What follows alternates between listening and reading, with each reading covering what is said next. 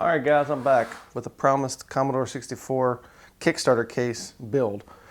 So I'm going to give you some back history since I didn't really go into great detail in the last video in case you're not familiar with it. What happened was last year a fellow by the name of Dallas Moore down in Texas was at a auction, and he ran across the original molds for the C64C case. He purchased them, and then in early this year he launched a Kickstarter campaign to fund getting these produced. He has them available in a few different colors. Obviously the blue like I have here, a red, a white, which is closer to the original case's color, and then also I believe there's a clear case. And you can actually purchase these, now that the Kickstarter is over and for the most part everybody's received their cases, you can also now purchase these through eBay. It runs about $50 for the top and bottom case, which is a little more than what he was charging originally on Kickstarter, but considering the fees on eBay and PayPal and all that stuff, it's totally understandable, basically. So yeah, let's go ahead and start taking this thing apart, build this up, see what it looks like. Let me go ahead and just slide this guy over to the side here. Bring over my C64. Last night I actually took this apart and completely cleaned the keyboard and cleaned some of the motherboard, just kind of got it ready for the conversion. So let's go ahead and just flip this guy over. On the bottom, there's 3 screws to be concerned with. They're all across the front of the case.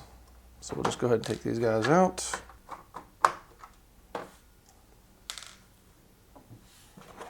Case back over. And then on the front, you just kind of give it a little pry here and it'll pop up. There we go.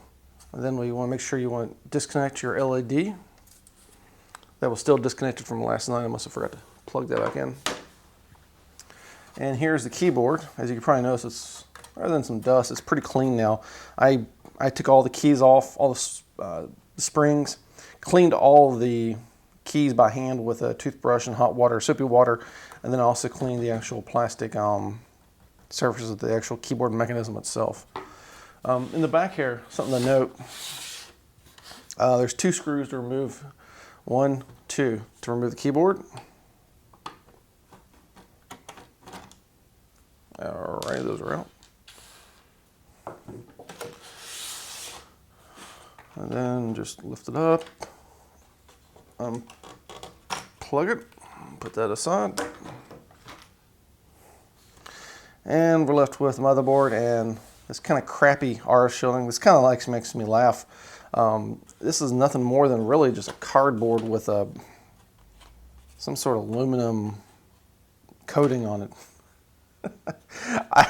I don't know if Commodore in their testing actually found that this actually reduced any kind of RF issues, but to be honest, I couldn't possibly imagine it's doing much anything other than keeping unnecessary heat trapped underneath it, which is known to do because you can see there's ventilation holes, but unfortunately heat gets trapped under here, and some of these chips in the C64 actually run really hot. So when I build this thing up, I'm just going to toss this thing away. I'm not going to use it. And up here, if you notice, there's a little clip. This actually clips underneath part of the cartridge expansion port, the metal shield that goes around the cart port. It's just this little cheap clip. I mean, look at this, just cardboard. Commodore is nothing if not cheap. So anyways, I'm not going to use it again. A couple other things to note here. These guys here. These are the keyboard mounts on the C64C. If you use a breadbin motherboard and a breadbin keyboard, which is the keyboard is very similar to the one in the C. Motherboard, depending on the revision, might be a little different size. But if you use a keyboard from one of those machines, you'll need to purchase a couple of these mounts because they don't use them in the breadbin. They use a slightly different keyboard mounting system. So basically, if you want to convert a breadbin over into one of these colored cases, there's a 3D printed set that you can buy for these. I'll leave the link in the description for those. But yeah, let's go ahead and just continue taking this apart.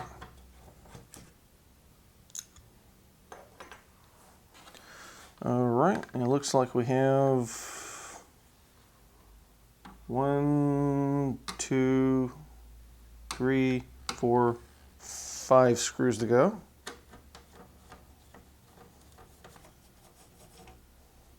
Yeah, I attempted to clean this keyboard or this motherboard last night, but I didn't get too far into the cleaning. Unfortunately, don't have any canned air, so my cleaning process didn't get too far.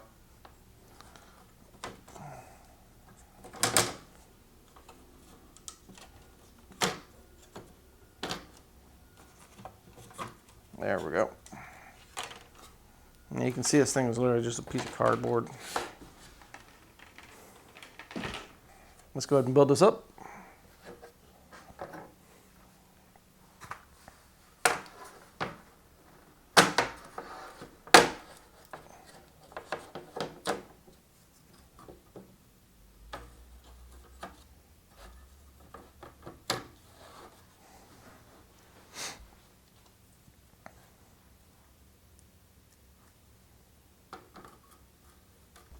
And you know, I tell you as I'm building this, and I mentioned in my previous unboxing video, the plastic quality.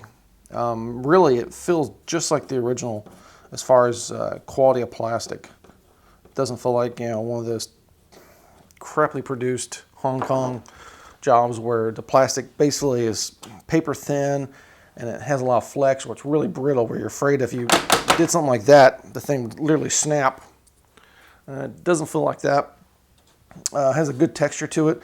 I believe Dallas has mentioned in some of his Kickstarter updates or in the original description that it's made from, obviously, you're not going to use the same kind of plastic material you had back in the 80s. You're going to use modern plastic materials. So hopefully these cases shouldn't warp or discolor over time, like the original cases where you sometimes will get them yellowed and stuff. So yeah, hopefully we won't have any problems like that. All right, I'm going to go ahead and put the keyboard mounts back in place.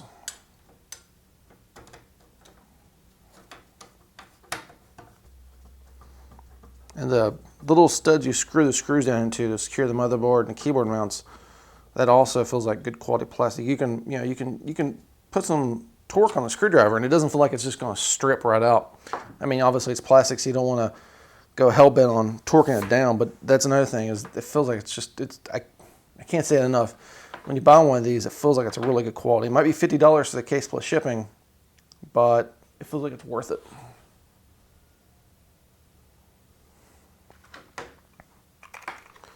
Okay, let's go ahead and put the keyboard in there. Okay.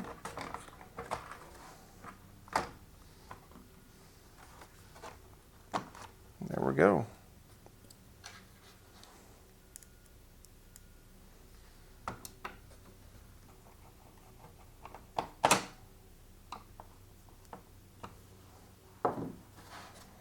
Almost home free.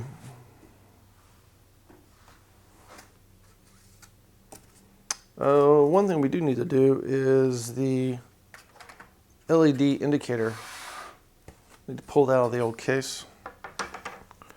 The power on LED. So let me see if I can pull this out of here without snapping anything.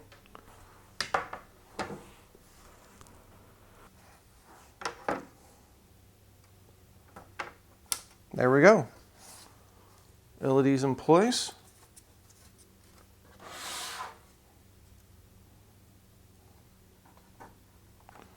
Plugged in.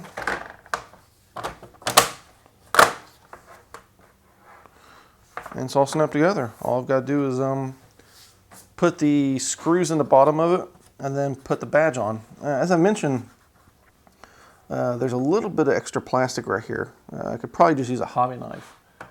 Let me see if I can get that a little better here. But there's a little extra plastic right there. From I guess whenever the injection mold is, I guess that's maybe that's one of the injection points. I'm not sure. But anyways, you could probably take a little hobby knife and just kind of clear some of that out of there. That way, when you put a badge on here, it'll lay flat. But other than that, I think it looks damn sharp. I think this thing looks great. With even with the original keys, I think it still looks really neat. Looks like something kind of unique. And there's actually on Indiegogo, there's a campaign. There was a campaign. It actually ended. It was successfully funded, and I believe they're going to start shipping. I think next month or so, for replacement keys for the system. Replacement keycaps, anyways.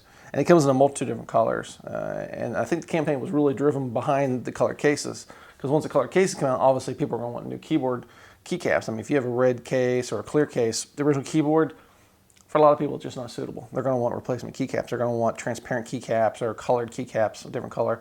So, and they have high quality printing on them and stuff like that. So they'll look a lot like the original keys. So yeah, I'm really pleased with how this turned out. It's just looks nice. I'll probably put the sticker on a later date. I haven't decided what sticker I'm going to put on here yet. I have a couple different choices here.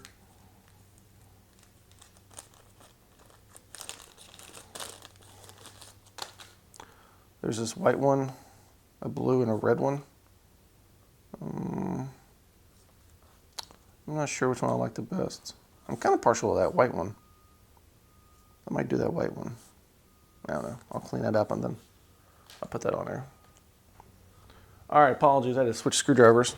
Come to find out, the screwdriver I had won't fit the new case screws. Apparently, the new ones he's included have a slightly smaller little Phillips head opening on them, slightly smaller, and the larger screwdriver I was using wouldn't fit, so I had to switch them, but no big deal.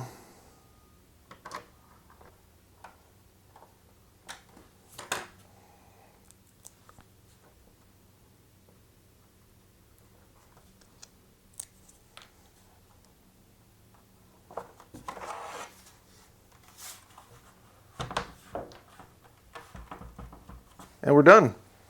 As you can see, it only took about 10 minutes to convert the cases over, to swap out components from the old one to the new one. So it's not a very long process at all. And I look forward to, in the next video, exploring the Lumafix 64 board. We'll jump into that, install that, see what that looks like. So I hope you stick around. And if you like what you saw, give me a big thumbs up, subscribe, and I'll see you in the next video.